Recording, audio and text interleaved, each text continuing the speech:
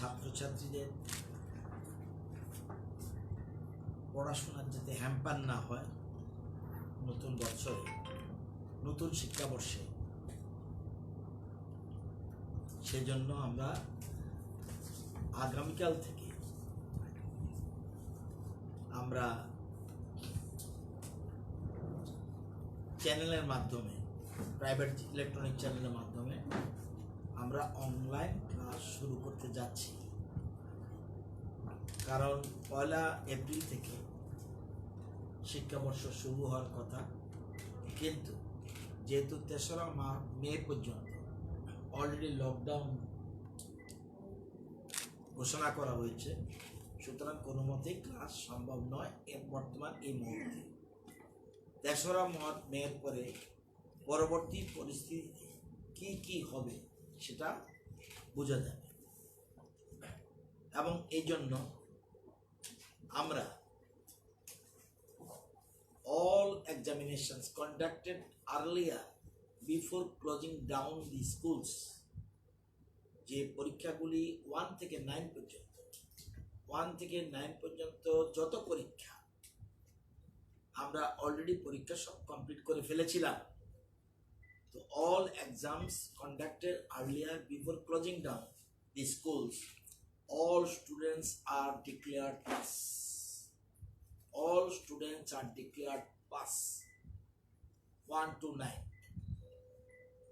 In case of 11, আমরা জানি 10 এবং 12 এর প্রশ্ন হলো, যেহেতু মধ্যশিক্ষা পর্ষদ পরিচালিত পরীক্ষা, সেগুলো তো আমরা এরকমভাবে করতে পারি না। তো 1 to 9 all students are declared pass. In place of class 11, all students are also declared pass. Annual examination for the remaining 3 subjects, 3টা সাবজেক্ট বাকি ছিল, of class 11, that is sociology, statistics and music. Annual examinations for the remaining 3 subjects of class 11, that is sociology, statistics and music, shall no longer be held. এটা পরীক্ষা নেওয়া হবে না। For preparation of the annual performance reports,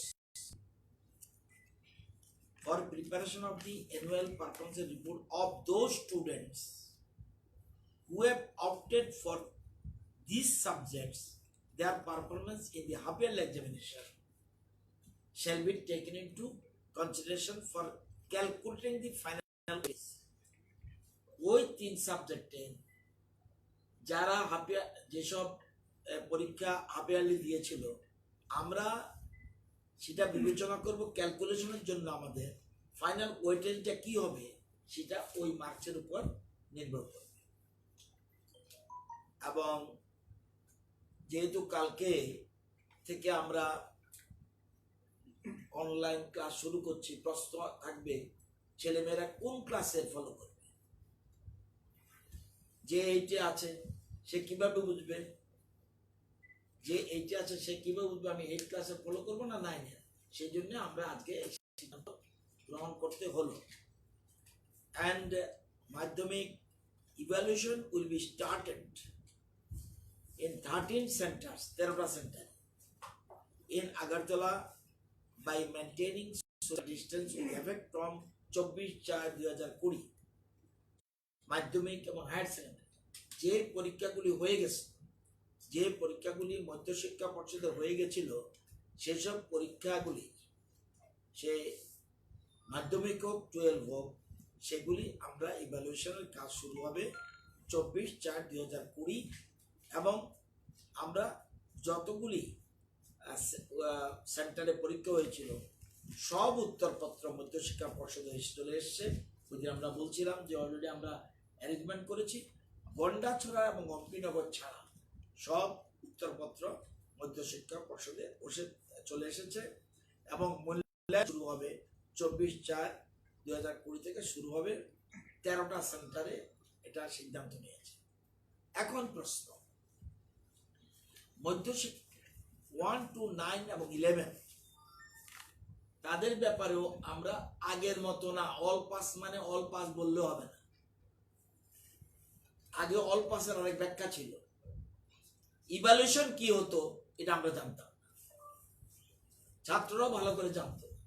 কিন্তু আমরা all district education officer, inspector of schools have been asked two instruct the HMs, headmasterদের and teachers to upload the marks. এরা প্রত্যেকের খাতা কিন্তু বাড়িতে আছে, এখন ভ্যাকেশনের মধ্যে আছে, প্রায় দেখা কমপ্লিট, অলমোস্ট কমপ্লিট। তাহলে কমপ্লিট হলেও আমার তো জানতে হবে কোন ছেলেটা কেরম করেছে, সেজন্য তাকে আমার আগামী বছর আলো ভাড়া করে তারপর ডায়েট দিতে হবে, কারণ আমাদের প্রত্যেক স্টুডেন্ট রয়েছে, এখন আমাদের ডাটা রয়েছে। All district education officers and inspector of schools have been asked to instruct their headmasters and teachers to upload the marks in Empower You app. আমাদের একটা Empower You app আছে by 25th April 2020। কারণ খাতাগুলি টিচারদের কাছে আছে, শুধু upload করে, কারণ এতে আমরা ভবিষ্যতের মূল্যায়নের পক্ষে সুবিধা হবে। সে 3 হোক, 5 হোক, 6 হোক, 10 হোক, 9 হোক, সব ক্লাসের মূল্যায়নগুলি আমরা জানতে পারবো। এতে আগামী দিনে আমরা তাদের সম্বন্ধে আমাদের আইডিয়া থাকবে। এছাড়া আপনারা জানেন যে কলেজগুলিতে 22টা general degree college and 7 technical institutions যেটা আমাদের রাজ্যে রয়েছে শিক্ষা দপ্তরের অধীনে, online classes are being conducted by all general degree colleges গত সপ্তাহ থেকে শুরু হয়ে গেছে, and technical institution under higher education department using online platforms like Bharat Pade, Google Classroom, Upgrade Portal, WhatsApp Learning etc. এগুলি আমরা ইউজ করে সেখানে আমরা অনলাইন ক্লাস শুরু করে দিয়েছি in case of higher education, and WhatsApp group have been created subject wise and semester wise to interact the students, সেখানে interact করার পর্যন্ত মতো সুবিধা রয়েছে, এবং আমরা অলরেডি হোয়াটসঅ্যাপ গ্রুপ ক্রিয়েট করে ফেলেছি subject wise and semester wise to interact the students. এবং apart from this, student are also using email and cell phone to get in touch with teacher for clearing their doubts. তাদের যদি কোনো doubt থাকে সেটাও clear করার মতো সুবিধা রয়েছে। এটা হলো using email and cell phone to get in touch with teachers for clearing their doubts. এবং শুধু এটা নয়, এমবিবি ইউনিভার্সিটিতেও অনলাইন ক্লাস চলছে। এবং আমরা যেমন স্কুল এডুকেশন, এলিমেন্টারি স্কুল যেমন আমরা বলছি, কলেজের ক্ষেত্রে আমরা অল পাস বলতে পারবো না, যদিও কোনো রাজ্য সরকার করেছে। এটা আমি মনে করি এটা সম্পূর্ণ বেআইনি, কারণ ইউনিভার্সিটির অধীনে রয়েছে। Will take up the matter Tripura university and MBB university, সে সেমিস্টারের, এবং এখন হলো second semester and fourth semester. How can the government announce without the discussion of the university? এবং অন্যান্য রাজ্যে 2-1টা রাজ্যে করেছে এবং সমালোচনা হয়েছে। আমাদের ডাইরেক্টরদের নির্দেশ দিয়েছি, you can take up the matter immediately with university, এবং তারা ডিক্লেয়ার করবে yes semester, fourth semester, second semester কি হবে তাদের ব্যাপার। সো এই জিনিসগুলি আপনাদের জানানো দরকার।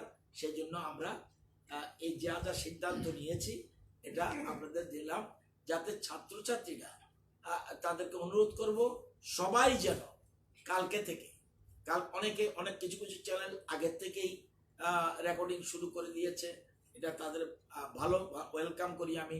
কিন্তু আমাদের থেকে সিস্টেম অনুযায়ী আমাদের 13টা চ্যানেল, আজকে আরেকটা চ্যানেল ফোন করেছে 14টা চ্যানেল, তাদেরকে আমরা বলেছি তারা নিজেরাই দায়িত্ব নিয়ে আমাদের রুটিন অনুযায়ী, আমাদের বিজ্ঞাপন দিয়েছি বিভিন্ন রকম পত্রপত্রিকা, সেই পত্রপত্রিকা বিজ্ঞাপন অনুযায়ী কালকে থেকে রেকর্ডিং অনুযায়ী 9টা থেকে শুরু হবে। প্রত্যেক চ্যানেলে 1 ঘন্টা প্রতিদিন আছে। মাধ্যমিক আর এলিমেন্টারি যেমন রয়েছে, 1 to 9 যেমন রয়েছে, সেরকম 11 রয়েছে, সেটা আমরা ব্যবস্থা করছি। আর এছাড়াও ইউটিউবেও এটা যাচ্ছে, এবং শুধুমাত্র এটা নয়, আরো অন্যান্য যতগুলি ইউজ করা দরকার, আমাদের এমডিএন ড্রাগার যেসব জিনিস আছে, যেগুলি আছে, সেগুলির মাধ্যমেও আমরা যাতে ছেলেমেয়েরা কোশ্চেন করে করেও ক্লিয়ার হতে পারে, এই সিদ্ধান্ত আমরা গ্রহণ করেছি। আপনারা জানেন যে আজকে আপডেট আপনাদের জানা দরকার। আজকে হোম কোয়ারেন্টাইনে রয়েছে 531 জন, ফ্যাসিলিটি সার্ভেলেন্স কোয়ারেন্টাইনে রয়েছে 153 জন, টোটাল স্যাম্পল কালেক্টেড 1579। আপনারা খুশি হবেন যে আমাদের অন্যান্য স্টেট আমাদের সাথে কম্পেয়ার করে পারবো সবটি ক্ষেত্রে। আপনারা মনে করতে পারেন ছোট্ট স্টেট হতে পারি আমরা। কালকে বলেছিলাম 1049, আজকে বলছি 1579 collected and sample tested 1313, and বাকিগুলি আন্ডার প্রসেস। রাত্র পর্যন্ত অনেকগুলি হয়ে যাবে, আরো প্রায় 100-150 মতো রানিং রয়েছে, এবং দুটোই পজিটিভ। এর মধ্যে একটা রিকভারি আর একটা টিএসআর জোয়ান, সে স্টেবল আছে। গতকাল কালেক্ট করেছে স্যাম্পল, বাট ভাইরাল লোড এখনো পজিটিভ, বাট আগামীকাল আবার নেওয়া হবে। যদিও একটু লো ডাউন, কিন্তু আবার কালকে নেওয়া হবে। আপনারা আরেকটা জেনে খুশি হবেন, rapid antibody test already kit পৌঁছেছে। অলরেডি আমরা বলেছিলাম যে অতি সত্বর অন্য রাজ্যে করুক আর না করুক, আমরা একটু স্পেশাল কেয়ার নিচ্ছি। র্যাপিড অ্যান্টিবডি টেস্ট কিট পৌঁছেছে 3840টা, এবং কাল পরশু প্রিকশনারি নিয়ে সেগুলি কিভাবে করতে হবে কিনা জানে আমাদের তারা, তবুও আমরা এটা একটু প্রিকশনের ব্যবস্থা নিয়ে তাদের একটা ছোট্ট সামান্য একটা ট্রেনের ব্যবস্থা করে ইনস্ট্রাকশন দিয়ে করে দেবে। এবং ডিস্ট্রিক্ট লেভেলেও এই ল্যাব টেকনিশিয়ান আছে, সেখানেও তারা করতে পারবে। এই যে অ্যান্টিবডি র্যাপিড অ্যান্টিবডি টেস্ট যেটা, এটা আমাদের ডিস্ট্রিক্ট ল্যাবরেটরি যেগুলি আছে সেগুলিও করতে পারবে। তবুও কিভাবে করবে কি না করবে, আমাদের যারা এক্সপার্ট রয়েছে তারা সেগুলি ব্যবস্থা করবে।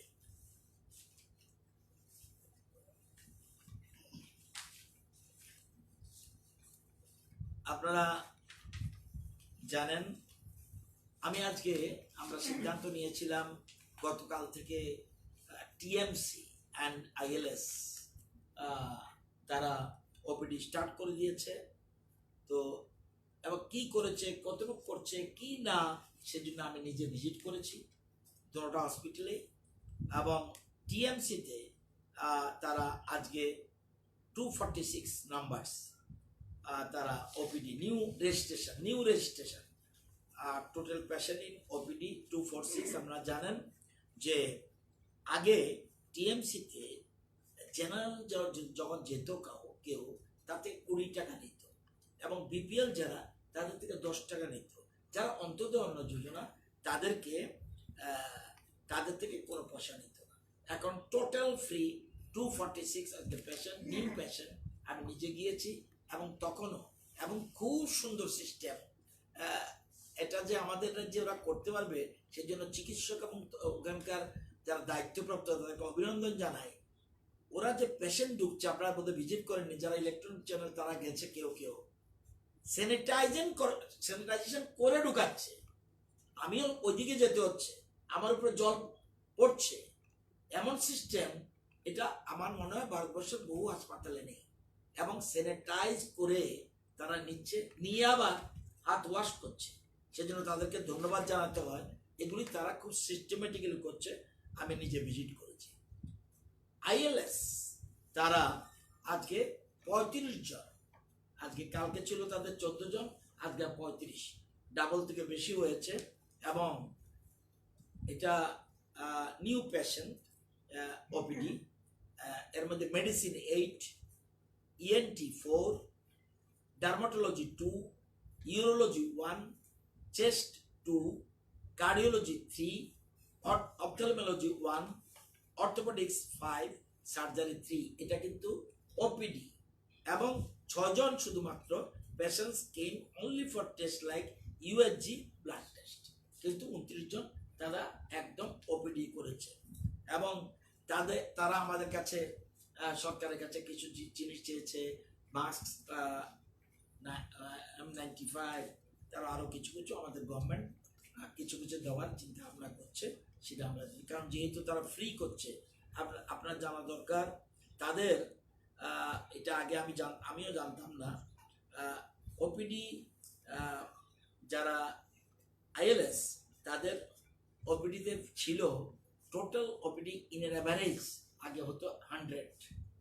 এই যে যখন বিফোর করোনা লকডাউন তখন তাদের 100 কেস হতো এবং ফিস নিত 500 to 700, 500 to 700 তাদের ওপিডি ফিস। প্রাইভেট হাসপাতাল যে পারবে সেই যাবে। এবং ডিউরিং লকডাউন ওপিডি বন্ধ ছিল, টোটাল বন্ধ ছিল। 17 থেকে চালু করেছে এবং অল ডিপার্টমেন্ট ওপেন। এবং 17/4 ওপিডিতে আমি বলছি 14 জন, আজকে 35 জন। এবং এদেরও একটা জিনিস ভালো, যেগুলি যেমন টিএমসি একটা নতুন সিস্টেম করেছে, ওরা কিন্তু স্ক্রিনিং করে ঢোকায়। আমি যে ঢুকেছি, আমার সাথে 2-1 সাংবাদিক ওখানে গিয়েছে, আমাকেও স্ক্রিনিং করেছে, ভেরি গুড। এবং তারা টেম্পারেচার উপর ডিপেন্ড করে, এটা তো ঠিক, এই জায়গাটা আমি অ্যাপ্রিসিয়েট করি। কোনো না কোনো এখন কিন্তু আপনি ইচ্ছা করলে কোনো বাইরে কোনো হাসপাতালে পাঠাতে পারবেন না কাউকে, বাট তাদের এখানে আপনার কার্ডিওলজি সুপার স্পেশালিটি আছে, গাইনোকোলজি সুপার স্পেশালিটি আছে, অনেককাল নাও থাকতে পারে। তাহলে একটা না একটা জায়গা আপনাকে ফ্রি রাখতে হবে। এই যেমন হঠাৎ করে আপনার জানেন আজকে বিফোর লকডাউন আইপিডি অ্যাভারেজ ছিল 70 আইপিডি, এরপরে কমে গেছিল, আজকে থেকে শুরু হয়েছে, আজকে কিন্তু 60 হয়ে গেছে আইপিডি। তাহলে এই জিনিসটাও ভালো। তো সুতরাং হঠাৎ করে কার্ডিওলজি বাড়ছে, নিউরো সার্জারি বাড়ছে তাদের এখানে। আমি নিজে গেছি, আমি জিজ্ঞাসা করলাম, আমি ডিটেলস, আমি যখন যাই ডিটেলস খবর নেই। এবং এটা তারা আমাদের কাছে যেমন বিভিন্ন জিনিস চেয়েছে, তারা N95 দিয়েছে, গ্লাভস চেয়েছে, যদিও কিটসের কথা বলছে, কিটসে তো তাদের কাছে প্রশ্ন, এই জিনিসগুলি স্যানিটাইজার চেয়েছে। আমাদের গভর্নমেন্ট যেহেতু ফ্রি দেখাচ্ছে, ওরা ফ্রি নিচ্ছে, আমরা তাদেরকে কিছু আমাদের সাহায্যের হাত বাড়াবো নিশ্চয়ই। কারণ আমাদের রাজ্যের মানুষই তারা দেখছে। এই হলো আপনার আজকের ইনফরমেশন। এবং আরেকটা ইনফরমেশন দিয়ে রাখি আপনাদেরকে, আমরা this is regarding to inconvenience of conduct of Tripura joint entrance parikha. This is regarding the inconvenience of conducting the Tripura joint entrance examination 2020. In fact, the scheduled date of conducting Tripura joint entrance examination 20 was fixed on 22nd and 23rd April. So, but due to lockdown COVID-19, the work is not proceeding well. The moderators are unable to provide the materials as the institutes are closed. And moreover, the press concern is also closed in lockdown period. So we have to collect the materials from moderators outside of Tripura Jara. So after the lockdown period, I have to submit it to the press by hand. After getting the material, the press will take another 20-30 days for printing the same. In this situation, we have to reschedule the date of examination, tentatively 40 days, but ওটা না, আমরা এখন বর্তমানে যেটা আমাদের schedule date 22nd and 23rd, এটা আমরা in the meantime postpone notice, পরবর্তী সময় shall be given in the website আমরা জানিয়ে দেব, and as well as in the newspaper এগুলো আমরা জানিয়ে দেব। কিন্তু জয়েন্ট এন্ট্রেন্স হচ্ছে না, আমরা না, শুধু ভারতবর্ষের কোথাও জয়েন্ট এন্ট্রেন্স আমরা খবর নিয়েছি, সেটা আপনাদের জানালাম। আমার কাছে খবর এসছে যে বাংলাদেশের বাংলাদেশে অনেক লোক, আপনাদের তথ্যগুলি দিচ্ছি, আমার পক্ষে একার পক্ষে সম্ভব না। আমাদের সোর্স কি, আপনারা কোথায় পৌঁছাবেন, কিভাবে পৌঁছাবেন, ইট ইজ আপনাদের দায়িত্ব। কোনটা আপনারা গুরুত্ব দেবেন সেটা আপনাদের ব্যাপার। একটা government of India ministry of home affairs একটা নির্দেশিকা আছে, বাংলাদেশ থেকে যারা এসছে, আমাদের রাজ্য আছে, বাংলাদেশ থেকে যারা এসছে বৈধ পথে, তারা আমাদের রাজ্য আছে। একটা সেকশন থেকে বলা হয়েছে যে তারা অসুবিধায় পড়েছে, কি তারা যেতে পারছে না। আসলে যাওয়ার কোনো বাধা নেই, তার মানে আমরা জানাতে পারছি না যে আপনারা প্রচার যদি সঠিকভাবে না করেন তারা আটকে থাকবে। আমি তো আর মাইকিং করতে পারবো না গ্রামে গিয়ে, তাহলে আপনাদের প্রচার উপর নির্ভর করবে তারা বাংলাদেশ যাবে কি না। আপনি যদি হাইলাইট না করেন, সে চরিয়ামের লোকটা জানবে না, কলেশ্বরের লোকটা জানবে না। তো এখানে আপনি জানেন গভর্নমেন্ট ডিক্লেয়ার করে দিচ্ছে, দি undersigned is directed to refer to the above cited subject and inform that the following decision of the government shall be implemented with immediate effect in view of the spread of COVID-19. March মাসে দিয়েছে, all types of passenger movements through all the immigration land checkposts located in Indo-Bangladesh border, Indo-Nepal border, Indo-Bhutan border and Indo-Myanmar border will be suspended with effect from 00 hours, মানে 15 March থেকে suspend করা হয়েছে, till further orders except through the below mentioned posts. Assam, Bihar, Meghalaya, Mizoram, Tripura Agartala Indo Bangladesh border যেটা, এটা দিয়ে ওরা যেতে পারবে। ত্রিপুরা যারা আটকেছে এবং মিজোরাম কোথায়, মেঘালয় কোথায়, বিহার কোথায়, আসাম কোথায়, উত্তরপ্রদেশ কোথায়, সব রাজ্যের কথা বলে দিয়েছে কোন কোন বর্ডার দিয়ে যাবে। ত্রিপুরা যারা আটকেছে তারা ইন্দো বাংলাদেশ চেকপোস্ট পর্যায়ে যাওয়ার ব্যবস্থা আছে। এটা হলো BOL, তাহলে ব্যুরো অফ ইমিগ্রেশন। এটা স্টেট গভর্নমেন্ট দেখে না, it is not the duty of the state government. আবার মিজোরাম একটা স্টেট গভর্নমেন্ট, মেঘালয় একটা স্টেট গভর্নমেন্ট, বিহার একটা BOI, বোর্ড অফ ইমিগ্রেশন, মনে রাখতে BOI। আমাদেরটা কিন্তু আমাদের গভর্নমেন্ট না, এটা আপনাদের এটাও জানা থাকা দরকার।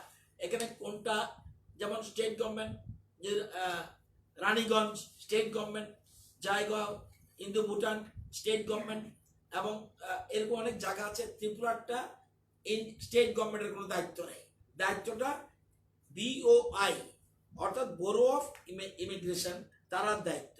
কিন্তু তারপর আমাদের যেহেতু আমাদের রাজ্যে অবস্থিত, আমরা জানিয়ে রাখি এই জায়গা দিয়ে প্রত্যেক দিন, শব্দটা প্রত্যেক দিন 11টার সময় যেতে পারবেন, 11টার সময় প্রত্যেক দিন যেতে পারবেন। যারা বৈধ পথে এসেছেন তারা যেতে পারছেন না, সে চরিলাম হোক, কৈলাসহর হোক, ধর্মনগর হোক, যে কোনো রাজ্যের যে কোনো স্থানের হোক, প্রত্যেক দিন 11টার সময় যেতে পারবেন।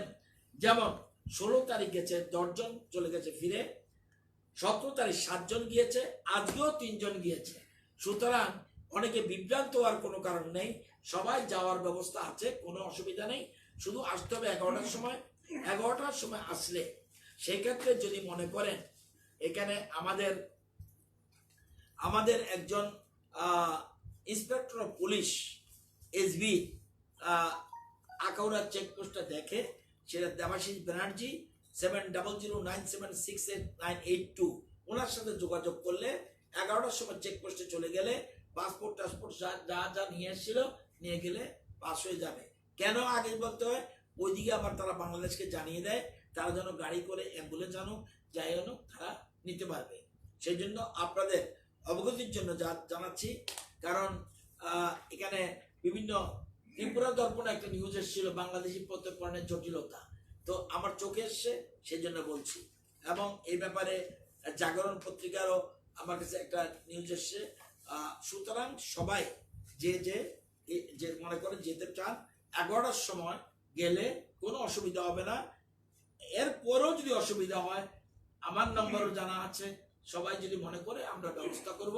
কিন্তু যেতে চাইলে হতে পারে তাদের পয়সা কড়ির অভাব, কিন্তু সেগুলি আমরা বলবো না।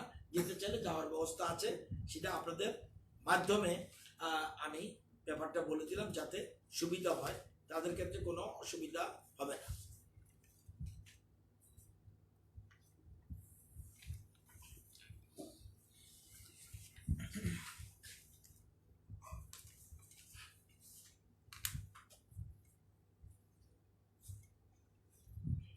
এখানে Bangladesh assistant high commission Agartala, ওনার সাথে আমি যোগাযোগ করেছি।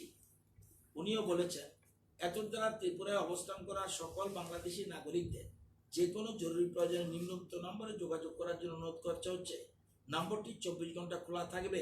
মোবাইল নম্বর 9181-1991-0924।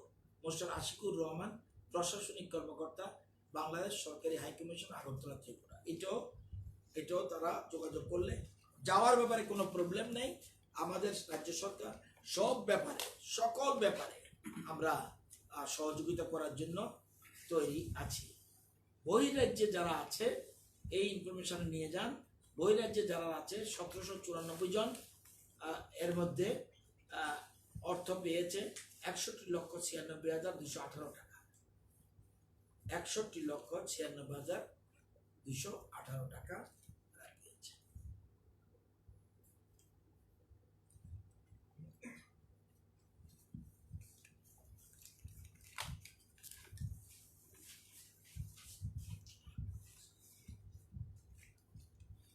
দরকার আছে আর কিছু? এখন সব এই লকডাউনের পরে সবকিছু অনলাইনে আসছে, অনলাইন সবকিছু অনলাইন। অনলাইনের যে স্পিডটা অনেক কমে গেছে। তো এই ব্যাপারটা নিয়ে কি অনলাইনের স্পিড, ইন্টারনেটের স্পিড, ইভেন মোবাইল যারা ফেসবুক করে বা হোয়াটসঅ্যাপ করে, যাই হোক, এটা ফেসবুক আর হোয়াটসঅ্যাপ করলে সবচেয়ে বেশি দাম করে। কিন্তু এই জিনিসটা কি স্টেট গভর্নমেন্ট কি তাদের নজরে নিচ্ছে যে স্পিডটাকে? আমরা বললে নিব, যা যা বলছেন সবই নিচ্ছি। কোনটা বাকি রেখেছে কোশ্চেন করুন। আপনি বলতে হবে সরকারের 10টা মাথা না, সরকারও আপনার। সরকার কিভাবে চলে? সরকার মুভ করতে পারে না। আপনি হাঁটলে সরকার মরবে, আপনি বসে থাকলে সরকার বসে থাকবে। সরকারের হাত পা হলো আপনারা। আপনি বলছেন যে সবকিছু স্পিড কমছে। স্পিড কমছে, তো স্পিড যদি কমে, এই যে আপনাদের অনলাইন যে সবগুলি এখন অনলাইন এভরিথিং, তো ওটা ভালো তো আপনি অনলাইনে ভালো কেন বলছি, তাহলে মুভমেন্টটা কমবে, ঘরে বসে সবকিছু পাবেন। যদিও আমরা সবকিছু করতে পারছি না আজকে অনলাইনে, যদি এই যে রেশন শপ যদি অনলাইন না করতো আজকে মানুষ খেতে পারতো?